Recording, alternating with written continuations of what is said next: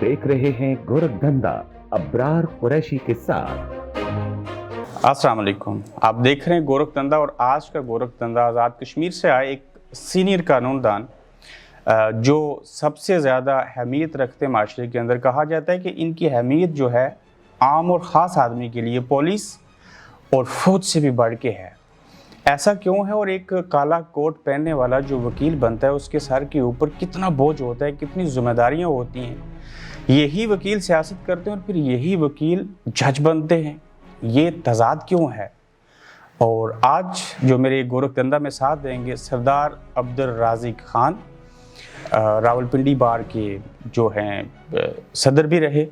कोशिश करेंगे कि इनसे अच्छी सच्ची और गहरी बातें की। सरदार साहब अस्सलाम वालेकुम। वालेकुम अस्सलाम वरहमतुल्लाह। सबसे पहले तो खुशामदीद, आप बरतानिया पहुँचे। मेहरबानी सर, बहुत शुक्रिया। कैसे आना हुआ? Just visit.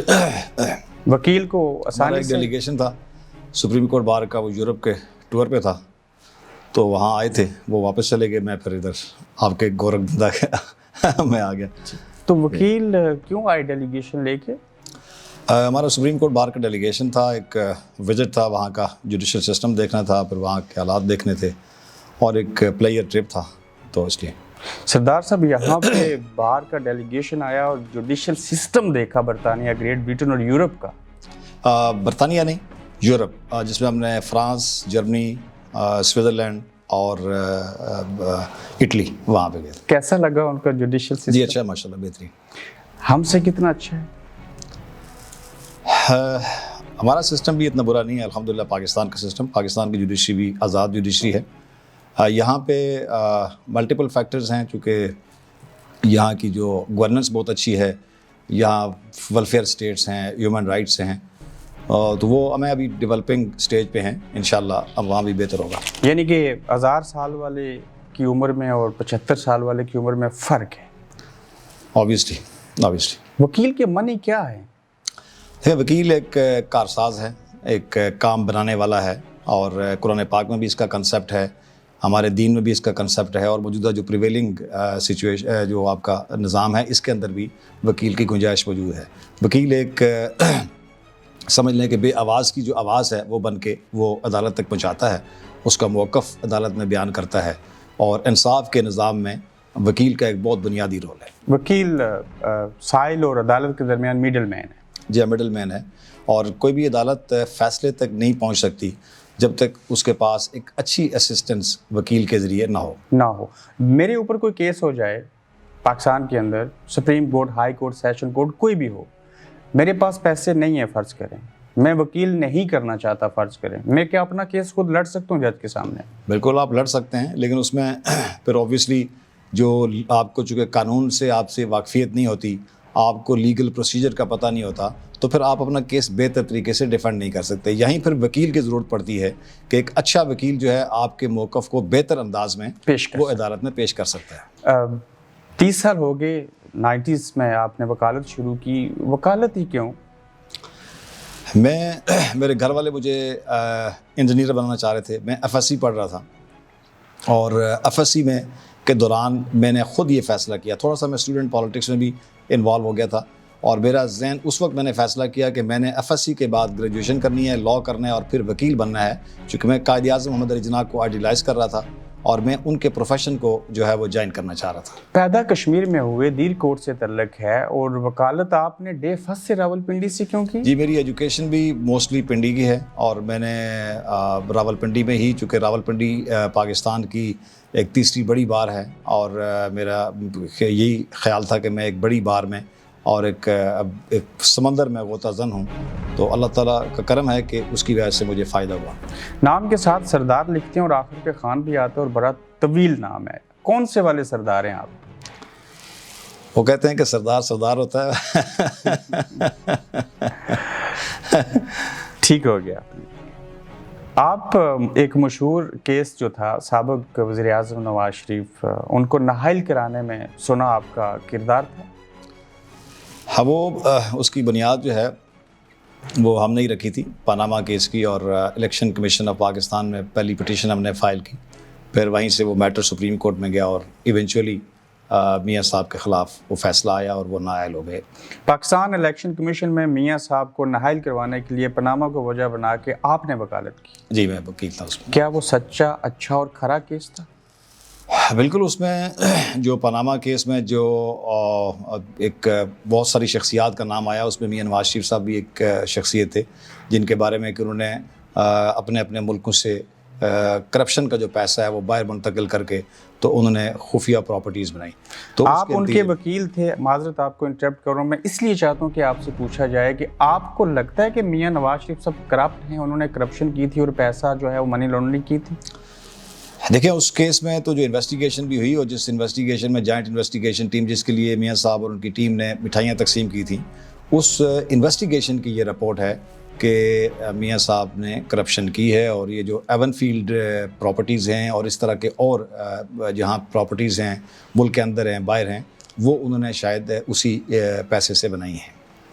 آج اگر عمران خان صاحب کو کہا جا رہا ہے کہ الیکشن کمیشن نااہل قرار دے گا اس وجہ سے کہ میاں صاحب یہاں سے پیسے باہر لے کے گئے اور عمران خان صاحب باہر سے پیسے پاکستان لے کے آئے۔ عمران خان کا کیس مختلف ہے، میاں صاحب کا کیس اور تھا۔ عمران خان کے اوپر صرف یہ ایلیگیشن ہے کہ ان کی جماعت نے پارٹی فنڈ لیا ہے باہر سے، اور اس میں موسٹلی جو ہیں وہ پاکستانی نیشنل ہیں یا کچھ ڈیول نیشنل ہیں یا کچھ انڈیویجول ہیں جو فارن نیشنلز بھی ہیں۔ تو وہ کیس ڈیفرنٹ ہے، جو عمران خان کی ذات کا نہیں ہے، وہ ان کی پارٹی کے حوالے سے ہے، اور اس میں بھی ممنوع فنڈنگ جس کو کہتے ہیں نا، آپ کہہ سکتے ہیں کہ وہ ایٹ دی موسٹ ان کے خلاف جو کارروائی ہو سکتی ہے وہ ان کے جو فنڈز ہیں ان کو کنفسکیٹ کرنے کا آرڈر ہو سکتا ہے۔ بطور وکیل آپ کہہ رہے ہیں کہ بڑی بات ہوئی تو عمران خان یا ان کی پارٹی کو فارن فنڈنگ کیس میں ایک نوٹس آ سکتا ہے۔ وہ دو اس کے ہیں، ایک تو ہو سکتا ہے کہ اگر وہ ثابت ہو جائے کہ وہ واقعی اس زمرے میں آتا ہے کہ وہ فارن فنڈنگ تھی جو لاء کے اندر ایک ٹرمز ہے خاص طور پر، تو پھر ان کی پارٹی پہ پابندی لگ سکتی ہے۔ لیکن وہ شواہد جو موجود الیکشن کمیشن نے ابھی ظاہر کیے ہیں اس میں ایسے کوئی شواہد نہیں ہیں کہ ان کی پارٹی کے اوپر کوئی کسی فارن پولیٹیکل پارٹی نے یا فارن گورنمنٹ نے ان کو کوئی فارن ایڈ دی ہو پاکستان کے نیشنل انٹرسٹ کو کمپرومائز کرنے کے لیے۔ تو ایسا کیس نہیں ہے، اس لیے ان کا ایٹ دی موسٹ کیس بن سکتا ہے ان کی پارٹی کا جو فنڈز انہوں نے اگر باہر سے کوئی لیے ہیں ایسے جو پروہیبٹڈ فنڈز تھے تو ان کو کنفسکیٹ کیا جا سکتا ہے۔ اگر میاں نواز شریف صاحب کو اپنے بیٹے سے تنخواہ نہ لینے کے اوپر فارغ کیا جا سکتا ہے تو عمران خان کس کھیت کی مولی ہیں؟ دیکھیں، وہ کھیت کے سارے برابر ہیں، سب کو ایکول رائٹس ہیں اور سب کے لیے لاء برابر ہے، لیکن جو کیس ہے ایلیگیشن میاں صاحب کا اور تھا، عمران خان کے خلاف اس طرح کا ایلیگیشن ابھی تک نہیں ہے۔ اگر فیوچر میں کوئی سامنے آیا تو دیکھا جائے گا۔ کیا عمران خان دہشت گرد ہے؟ بطور وکیل بتائیے۔ بالکل نہیں۔ کیا عمران خان نے توہین عدالت کیا؟ میرا نہیں خیال وہ توہین عدالت کے کیس نہیں بنتا، وہ عمران خان وضاحت کریں گے تو وہ کیس جو ہے وہ اس کا ڈراپ سین ہو جائے گا۔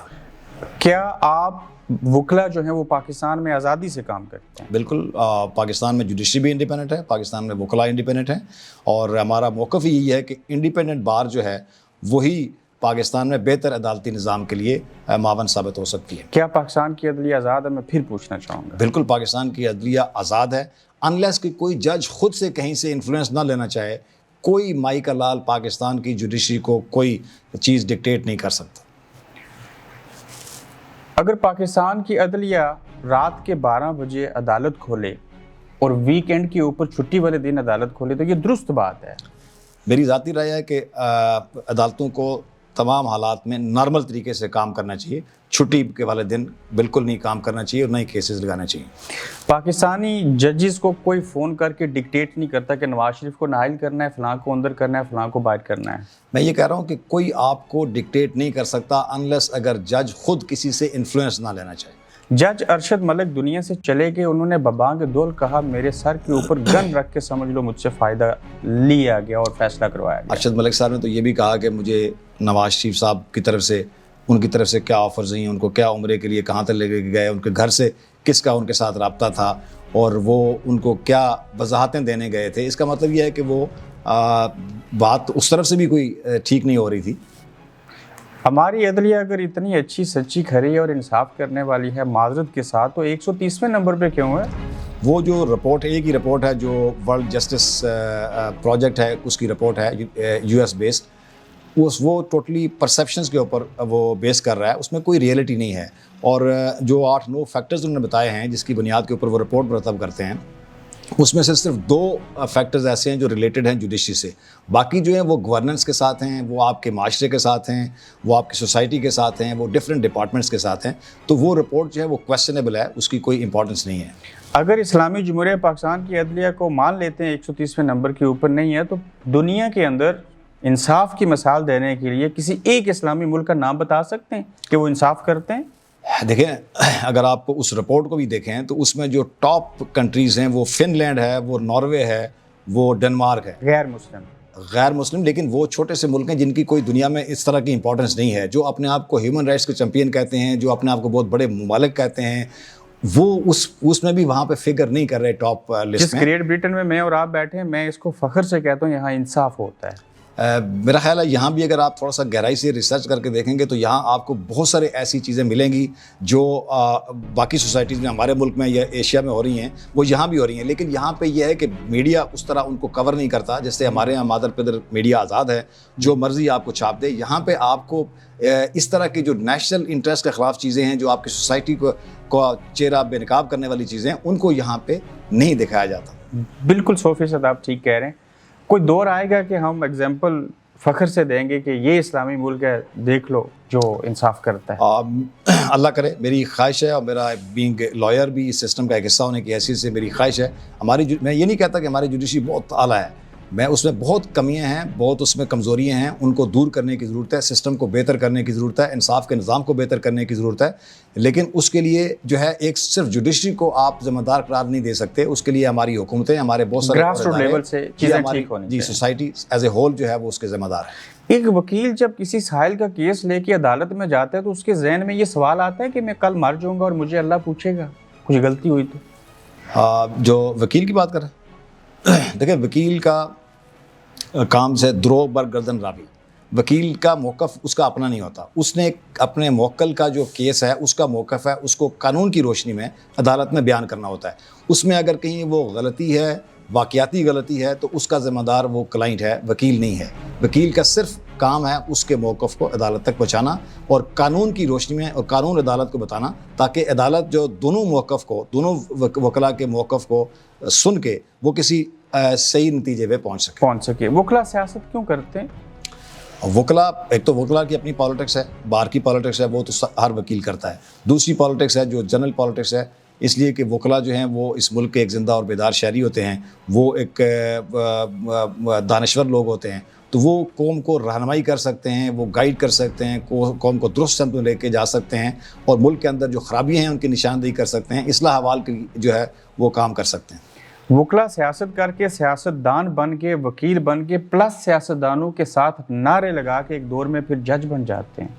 हाँ, वो गलत बात है बिल्कुल। जो ज़्यादा पोलिटिसाइज वकील होते हैं और जो किसी पार्टी के साथ बहुत ज़्यादा ब्रैकेट होते हैं, उनको फिर बिल्कुल इस निज़ाम का हिस्सा नहीं बनना चाहिए।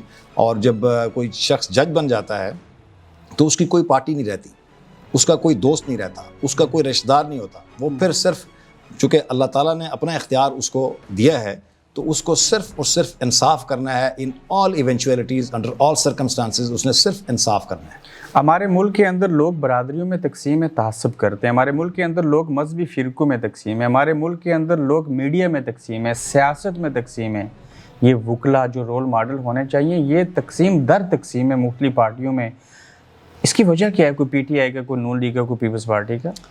ये बिल्कुल सही बात है कि कुछ अरसे से हमारे मुल्क के अंदर पोलराइजेशन इतनी ज़्यादा हो गई है कि लोग सियासत को दुश्मनी की हद तक लेके गए हैं। तो ये नहीं होना चाहिए। सियासत में रवादारी कायम रहनी चाहिए। हर एक का हक है किसी भी सियासी जमात को ज्वाइन करने का। कोई जमात भी जन्नत का आपको टिकट नहीं देती और ना ही कोई इतनी ख़राब है कि आप उसको ज्वाइन करना कोई गुनाह है। तो इसलिए कोई किसी पॉलिटिकल पार्टी में है, सब मिल के मुल्क की बेहतरी के लिए और सिस्टम की बेहतरी के लिए, लोगों को इंसाफ फराहम करने के लिए, उनकी फलाह के लिए काम करें। तो यही मैं समझता हूँ कि एक बेहतरीन तरीका है। सरदार अब्दुल राज़िक खान साहब, आपको पता है जिस ग्रेट ब्रिटेन में आप बैठे हैं, यहाँ के चीफ जस्टिस का नाम क्या है? नहीं। कभी अखबार में पढ़ा? कभी टीवी पे शक्ल देखी? कभी उन्होंने तकरीर की? नहीं। कभी बरतानिया के चीफ जस्टिस ने फंड रेजिंग की हो?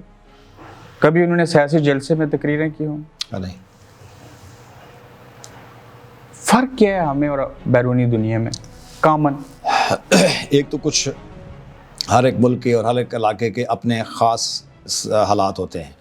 اور برطانیہ ایک ڈفرینٹ ملک ہے, ڈفرینٹ حالات ہیں, ہمارے ملک کے ڈفرینٹ حالات ہیں, لیکن اس کے باوجود بھی میں سمجھتا ہوں کہ آپ ٹھیک کہہ رہے ہیں کہ زیادہ ہمیں تقریروں کے بجائے اور زیادہ جلسے جلوسوں کے بجائے عمل کے اوپر یقین رکھنا چاہیے اور ڈیلیور کرنا چاہیے تاکہ لوگوں کو انصاف مل سکے.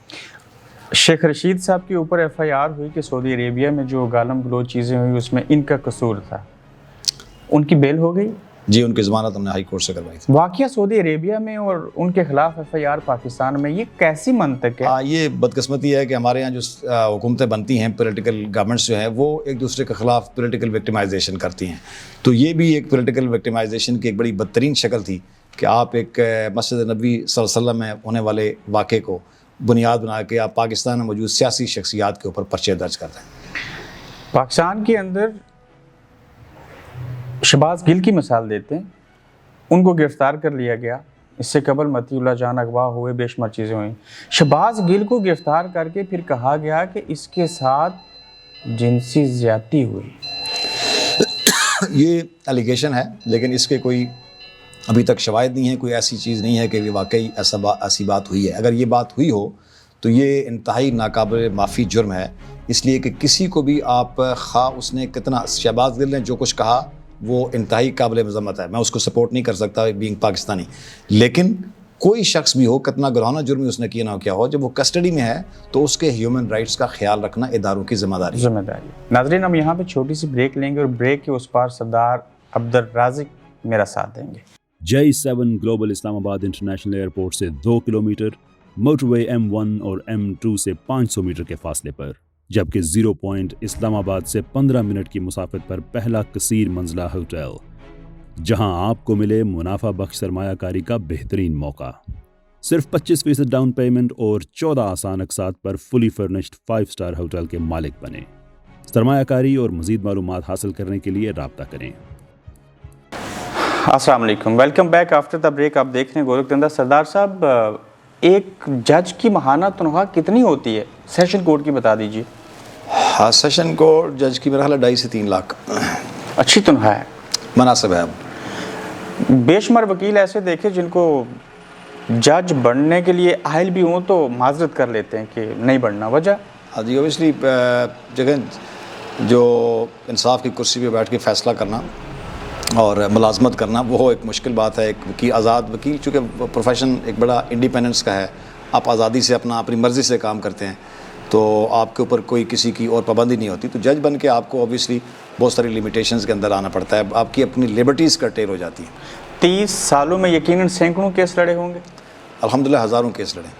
کس نوعیت کے کیس سے زیادہ لڑے؟ میں نے فوجداری, دیوانی, کانسٹیٹیوشنل کیسز جو آئینی مختلف کیسز ہیں, سروس کے کیسز, تو ملٹیپل کیسز میں نے الحمدللہ کیے ہیں. کہتے ہیں کہ 302 کی ایف آئی آر, جس کو فوجداری مقدمہ کہتے ہیں, کسی درخت کے ساتھ بھی کاٹ کے لگا دو تو سوکھ جاتا ہے. ایسا کیوں کہا جاتا ہے؟ بس یہ کچھ ایسی کہاوتیں مشہور ہو گئی ہیں, چونکہ کہتے ہیں کہ وہ ایف آئی آر درج ہونا ایک بڑی, پہلے زمانے میں سمجھا جاتا تھا کہ بہت مشکل ہو جاتی ہے. پرچہ درج ہو گیا تو اس کا مطلب ہے کہ وہ آدمی گیا, اس کو سزا ہوگی. لیکن اب یہ ہے اوبیسلی آہستہ آہستہ چیزیں جو ہے وہ تبدیل میچور ہو رہی ہیں. مشیر قانون رہے سابق وزیر اعظم کے, جی, قابل سمجھ کے انہوں نے آپ کو ساتھ رکھا؟ یہ ان کی اپنی چوائس نہیں تھی, اس پہ اور ملٹیپل فیکٹرز تھے اور کچھ پولیٹیکل ارینجمنٹس تھیں, کچھ اس وجہ سے. جب ایک وکیل مشیر قانون بنا, ان کے ساتھ پورا پورٹ فولیو ملا, تو کیسا کام کیا جو آپ میرے سامنے میرے دیکھنے والوں کو بتا سکیں؟ دیکھیں, ہماری کوشش تھی کہ جو بھی ان کو قانونی طور پر جو درست بات ہو, آئینی طور پر, وہ ان کو بتائی جائے, اور کوشش یہی کی کہ ان سے کوئی آئینی یا قانونی غلطی نہ ہو. تو الحمدللہ اس میں پاکستان میں 2 جماعتوں کے ساتھ آپ کی ایفیلیشن ہے. شیخ صاحب سے ذاتی مراسم بھی ہیں, ان کے وکیل بھی ہیں, اور کاف لیگ کے بڑے کلوز ہیں, ایسا ہی ہے؟ جی, میری جو شجاعت صاحب کے ساتھ, پرویز الہی صاحب کے ساتھ ذاتی ان کے ساتھ مراسم بھی ہیں, شیخ صاحب کے ساتھ بھی ذاتی مراسم ہیں, ان کے کیسز بھی میں نے کیے ہیں. آزاد کشمیر میں سردار عتیق صاحب کے ہاتھ سے ٹھہرے اور ان کے قریبی ساتھیوں میں سے بھی ہیں, تو مستقبل کریئر میں کچھ سیاست, پریکٹیکلی چیزیں کرنے کا ارادہ ہے؟ میرا سارا فوکس جو ہے وہ اپنے پروفیشن کے اوپر ہے, تو میں کوئی زیادہ سیاسی عزائم نہیں ہے میرے. ججوں کے گھروں سے میں نے خبر پڑھی کہ پاؤنڈز اور US ڈالر اور روپیز چوری ہو گئے. جب میں ایسی خبریں دیکھتا ہوں تو مجھے کیا سوچنا چاہیے؟ وہ ریسنٹلی آپ ایک واقعے کا ذکر کر رہے ہوں گے، اسلام آباد کے ایک اسپیشل جج تھے ان کے گھر سے، اور ان کے بارے میں ان کی عام طور پر ریپوٹیشن بھی کوئی اس طرح کی تھی۔ اس کے علاوہ ایسے لوگ دنیا سے گزر کے قبر میں چلے گئے لیکن کورٹ سے فیصلہ نہ آیا۔ یہ ہمارے جو دیوانی کیسز ہیں ان میں یہ ایک پرابلم ہے کہ پروسیجر اتنا لمبا ہے، کیسز زیادہ ہیں، ججز کی تعداد کم ہے، تو پھر وہ جو ہے نا وہ ایک دادا کیس شروع کرتا ہے تو وہ پوتا جو ہے وہ کیس لڑتا رہتا ہے، اس تک وہ کیس کا فیصلہ نہیں ہوتا، یہ تھوڑا سا۔ لیکن ہمارے جو کرمنل کیسز ہیں وہ اب 6 ماہ، سال کے اندر، 2 سال کے اندر ٹرائل ہو جاتے ہیں۔ پچھلے دنوں ہم نے ایک مرڈر کیس کیا جو FIR درج ہونے سے 4 ماہ کے اندر اس کیس کا فیصلہ ہو گیا اور ملزمان کو سزا ہو گئی۔ تو یہ کرمنل جسٹس سسٹم میں بہتری آ گئی ہے، سول جسٹس سسٹم جو ہے اس کے اندر بہتری لانے کی ضرورت ہے۔ میرے نزدیک پاکستان کے اندر جس ایک مسئلے کو حل ہونا چاہیے وہ وکلا کروا سکتے ہیں، وہ ایک لفظ ہے صرف۔ یہ سٹے آرڈر جیسا کالا قانون کب ختم ہوگا؟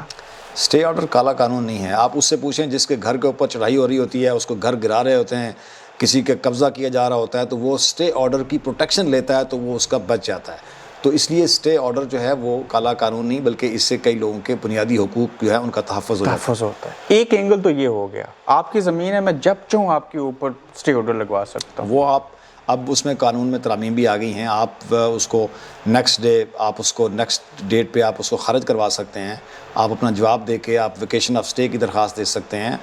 قانون اگر اس کو ایکسٹینڈ نہیں کرے گا جج تو وہ بھی ویکیٹ ہو سکتا ہے، تو اس لیے اس کے بڑے طریقے ہیں۔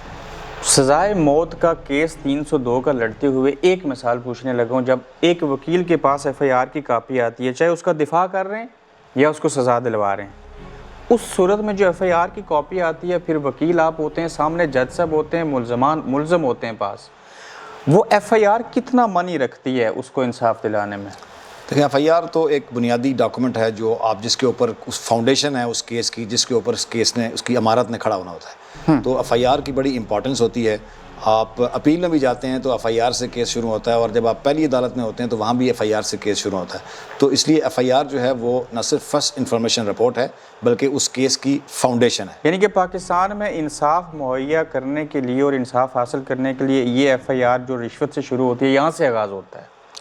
دیکھیں آپ رشوت سے بھی، یہ پولیس کے سسٹم میں ایسی بات ہے، رشوت سے بھی ہوتی ہے، اور کئی دفعہ رشوت سے وہ FIR نہیں ہو رہی ہوتی، لیکن FIR درج کرانا ہر شہری کا بنیادی حق ہے۔ فرسٹ انفارمیشن رپورٹ لکھنے والا تفتیشی افیسر ہوتا ہے یا محرر ہوتا ہے۔ بطور وکیل جواب دیجیے گا کہ اس کا مطلب یہ ہوا کہ ایک محرر اور ایک تفتیشی جو ہے وہ سپریم کورٹ کے جج سے زیادہ معنی رکھتا ہے۔ معنی تو نہیں رکھتا، لیکن وہ ایک بنیاد رکھتا ہے جس کے اوپر پھر اس کا آگے پوسٹ مارٹم ہوتا ہے۔ اس FIR کا، جیسے آپ ایک ڈیڈ باڈی کا پوسٹ مارٹم ہوتا ہے، اس FIR کا بھی پوسٹ مارٹم ہوتا ہے، ایویڈنس آتی ہے، جرح ہوتی ہے، بڑا لمبا اس میں چلتا ہے۔ پھر اس کے بعد وہ اگر اس میں کوئی ورتھ ہوتی ہے تو وہ کنوکشن تک جا سکتی ہے، اگر اس میں ورتھ نہیں ہوگی تو وہ ملزمان جو ہے بری ہو جائیں گے۔ کتنے لوگوں کو پھانسی گاڑ تک پہنچایا آپ نے؟ بہت کیسز کیے ہیں جس میں لوگوں کو پھانسی تک بھی پہنچایا، بری بھی کروایا، لیکن وہ اس میں جو ہے وہ اوبیسلی ایویڈنس کے اوپر بیس کر رہا ہوتا ہے۔ ہم تو اپنی ذمہ داری پوری کرتے ہیں، ہم عدالت کو کے سامنے تصویر کا دوسرا رخ رکھتے ہیں تاکہ عدالت جو ہے وہ انصاف کا پہ مبنی فیصلہ کر سکے۔ ایک وکیل کو کبھی پتہ ہو کہ یہ بندہ واقعی قتل کر کے آیا، میں اس کو ذاتی طور پہ جانتا ہوں، مجھے پتہ ہے یہ شراب بیچتا ہے، مجھے پتہ ہے یہ ڈرگ بھی بیچتا ہے، معاشرے کا ناسور ہے، پھر بھی اس کی وکالت کریں گے؟